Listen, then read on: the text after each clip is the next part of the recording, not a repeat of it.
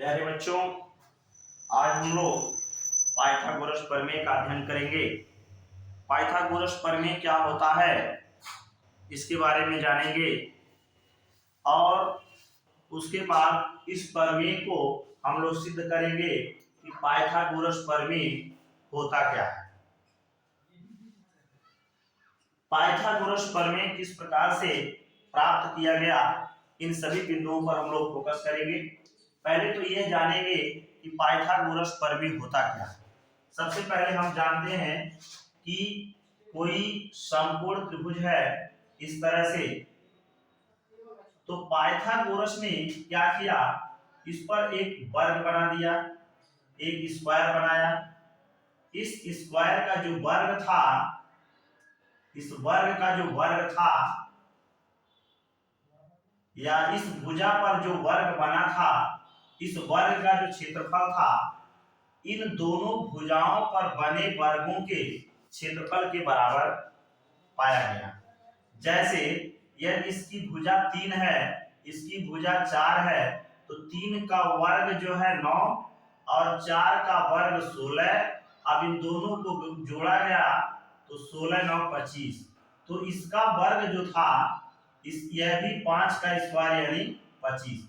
तो उन्होंने यह कह दिया, यह पाया, ऐसा प्रयोग करने के पश्चात उन्होंने पाया कि यदि कोई समकोण त्रिभुज है, ठीक है, इस समकोण त्रिभुज में कर्ण पर कोई वर्ग बना है, तो उस कर्ण पर बने वर्ग का जो क्षेत्रफल होता है, इन दोनों भुजाओं पर बने वर्गों के क्षेत्रफल के बराबर होता है। इस प्रकार से इन्होंने यह कह दिया, एक नियम बना दिया कि किसी समकोण त्रिभुज में कर्ण पर बना वर्ग शेष दो भुजाओं पर बने वर्गों के योगफल के बराबर होता है।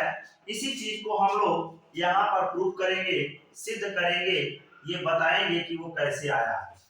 हम देखते हैं यहाँ पर एक समकोण त्रिभुज लिया गया है और यह जो है बी पर समकोण है, बिंदु बी पर समकोण है, त्रिभुज एबीसी है जो बी पर समकोण है। तो वही चीज यहाँ पर लिखा गया है। ये चीज होता है दिया।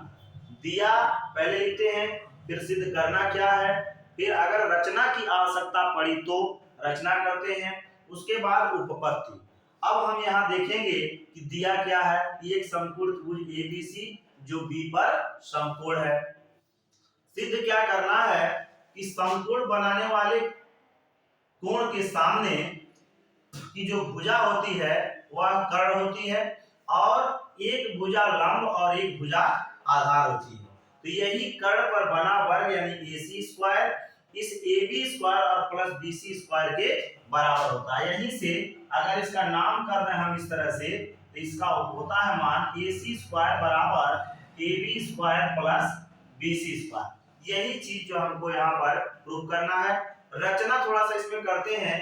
इस बिंदु B से यह AC पर एक लंब डाला गया है, परपेंडिकुलर है, अर्थात BD परपेंडिकुलर टू AC ये खींचा गया है। अब उत्पत्ति में हम क्या करते हैं, त्रिभुज त्रिभुज ADB और त्रिभुज ABC, इस ABC यानी इसके पहले प्रमेय सिद्ध किया गया है। ये त्रिभुज जो है इस त्रिभुज के समरूप है और यह त्रिभुज इस पूरे वाले त्रिभुज के समरूप है और यह त्रिभुज भी इस पूरे वाले यानी बड़े वाले त्रिभुज के समरूप है और ये खुद से भी समरूप है। ये चीज सिद्ध किया गया है। तो उसी चीज से हम यहाँ पे दिखाएंगे कि ये कोई त्रिभुज है, ये बड़े वाले त्रिभुज अर्थात ABC के समरूप है। तो दिखाते कैसे हैं, देखिए, अगर हम इस बड़े वाले त्रिभुज में अर्थात ABC में देखें, यह कोण A है और ABD में अगर हम देखें, ABD में यह कोण A है, अर्थात दोनों त्रिभुजों में कोण A है, इसलिए कोण A बराबर कोण A, यह उभयनिष्ठ है। अब हम यह पाते हैं कि कोण ABC, आप देखेंगे ABC ये वाला जो कोण है यह ADB के बराबर है, यानी यह भी यहाँ पर समकोण है और ये तो यहाँ पर समकोण है ही, अर्थात यह कोण जो है इस कोण के बराबर है। तो दोनों त्रिभुजों में हम ये पा रहे हैं कि यह ABC जो है ADB के बराबर है, अर्थात यहाँ लिख देते हैं ऐसे ब्रैकेट्स में करके कि प्रत्येक 90 डिग्री है। अब हम देखते हैं कि दो कोण जब किसी त्रिभुज में बराबर हो जाते हैं तो वह त्रिभुज समरूप हो जाता है। जब किसी त्रिभुज में दो कोण बराबर होते हैं तो वह त्रिभुज समरूप होता है। इसका थ्योरम होता है कोण कोण उपपरमेय, यानी उसी त्रिभुज के किन्हीं दो त्रिभुजों के अगर दो कोण बराबर हो जाते हैं तो वह त्रिभुज जो होता है कोण कोण उपपरमेय की सहायता से वह समरूप हो जाता है। और जब उसमें वह समरूप हो जाता है तब उसमें हम थेस प्रमेय लागू कर लेते हैं।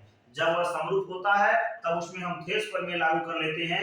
और थेस प्रमेय इसमें लगाते कैसे हैं, इस चीज को थोड़ा सा ध्यान रखना होगा। जैसे इस त्रिभुज में छोटे वाले त्रिभुज में, इस छोटे वाले त्रिभुज में एडी और बड़े वाले त्रिभुज में AB, इसी प्रकार इस छोटे वाले त्रिभुज में AB और बड़े वाले त्रिभुज में यह AC, यानी 90 डिग्री, इसमें 90 डिग्री के सामने AB है और इसमें 90 बड़े वाले में 90 डिग्री के सामने AC है, तो AB बटे AC हो गया।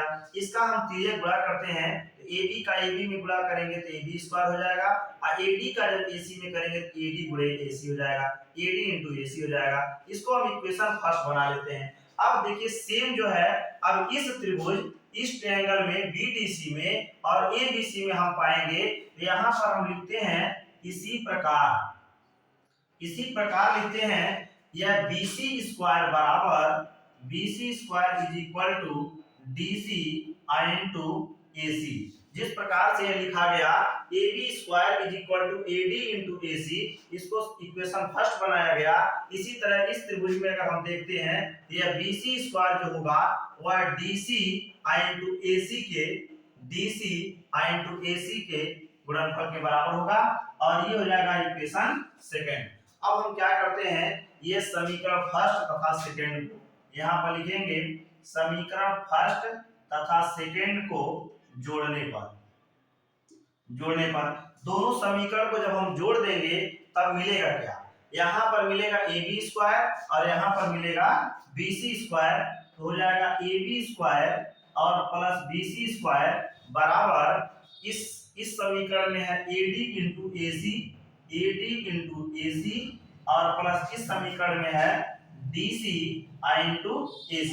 अब इसी चीज को हम यहाँ पर देखते हैं तो क्या मिलता है, AB square plus BC square, AC दोनों जगह दिख रहा है, दोनों जगह से हम AC जो है क्या करते हैं कॉमन ले लेते हैं, तो बचता क्या है, यहाँ पर बचता है AD और यहाँ पर बचता है DC, तो AD प्लस DC हो गया, ये हो गया AC और AD प्लस DC क्या होता है, AD प्लस DC, ये और ये दोनों मिलकर के क्या हो जाएंगे AC हो जाते हैं, इसलिए AC गुणे AC यानी हो जाएगा AC स्क्वायर। इसी चीज को हम पहले कर दें इसको बाद में कर दें तो हो जाएगा AC स्क्वायर बराबर AB square plus BC square, अर्थात AC square is equal to AB square plus BC square, अर्थात AC यह भुजा है इस समकोण त्रिभुज में ये भुजा है और AB जो है ये भुजा है और BC जो है ये भुजा है, अर्थात इस भुजा और इस भुजा पर बने वर्गों का योगफल जो है इस तीसरी वाली भुजा यानी बड़ी वाली भुजा के वर्ग के बराबर होता है।